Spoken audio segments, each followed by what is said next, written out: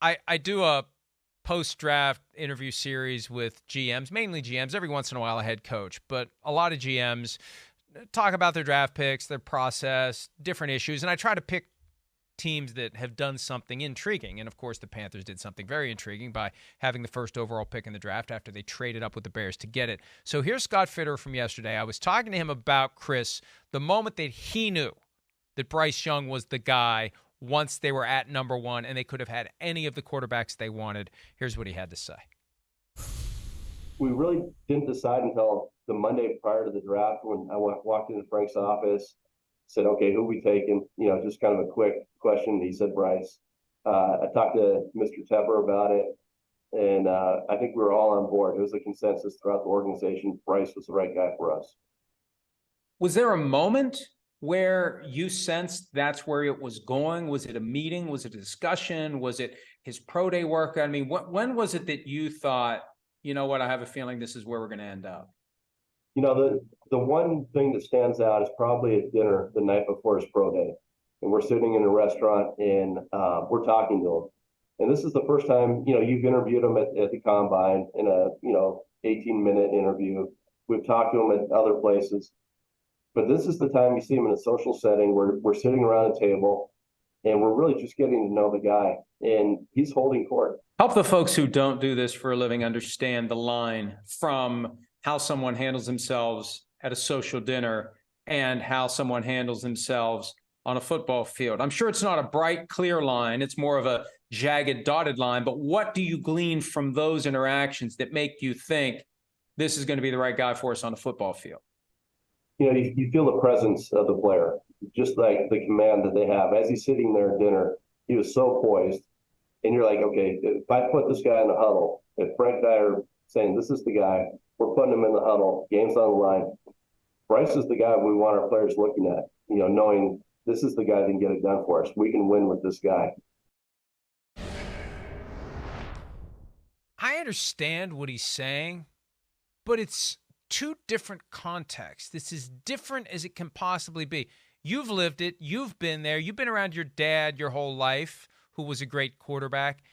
Is there a correlation between how someone conducts themselves at a dinner and how they conduct themselves on a football field, in a huddle, wherever, in relation to their job? Yes, there is, right? Being able to communicate, being able to change, the ways how you do communicate according to certain people at the table, right? Because that's what you're going to get in an NFL huddle or locker room. You might have the receiver there who's boisterous and, always got to complain or something. You got to be a little bit, coddling with him and make him feel good. And then you might have an lineman who you need a mother F every now and then. And you got to be able to show those personality differences there. But, I don't think it's always apples for apples, right? Hey, there's definitely been some quarterbacks where I'd go, well, him at a dinner setting, that'd be a rough he's a little rough around the edges, He might say some things that are totally, out of left field and maybe offend some people. But in the locker room or in a huddle, it ain't going to matter. That doesn't matter. I was actually, thinking of like a Brett Favre, right? Brett Favre at a dinner coming out of high school. God. He's probably throwing four-letter words out, drinking a beer. Exactly, right? So you're going, well. Picking his nose. Right. But what the hell's that got to do when he's on the field and in the locker room and with the huddle? A lot of those guys are like that, flip-flop, beer, pick your nose, whatever it is there. So, there's a fine line to what you're saying there as far as, letting that totally take over the conversation. Lighten up, Sandy baby. That was the John Riggins line to Sandra Day O'Connor. Yeah, right. At a social function once upon a time. And I just had this vision as you were explaining that. Does Bryce Young show up and say, all right, here's what we're going to do. You're going to order the steak, and you're going to ask for it medium well. You're going to have the fish because you look like your shirt's a little bit tight tonight and you need to lose some weight. You're going to have a piece of pie. You're going to have a piece of cheesecake. I'm having fun.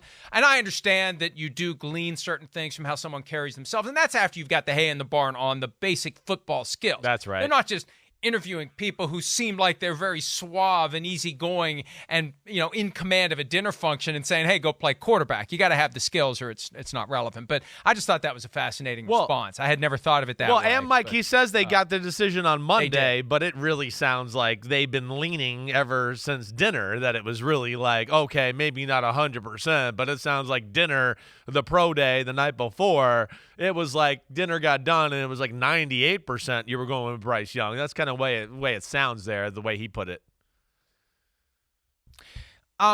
Okay, we've got more sound from Scott Fitterer. Here's what we're gonna do. Let's keep the show on track. Okay. We hit the one that I really wanted to hit. Okay. The rest of it is available at PFT. The rest of it is available at the youtube.com/NFL on NBC page. There's a lot of stuff there. I'm going to be writing more about it as well. How they're going to deal with his height and his weight and other issues. But for now, let's just, since we spent so much time talking about the Jonathan Gannon thing, take a break. When we return, more PFT Live, Wednesday edition. We'll be right back. Hi, it's Mike Florio. Thanks for watching PFT on YouTube. Hit subscribe for the latest news and analysis from Pro Football Talk.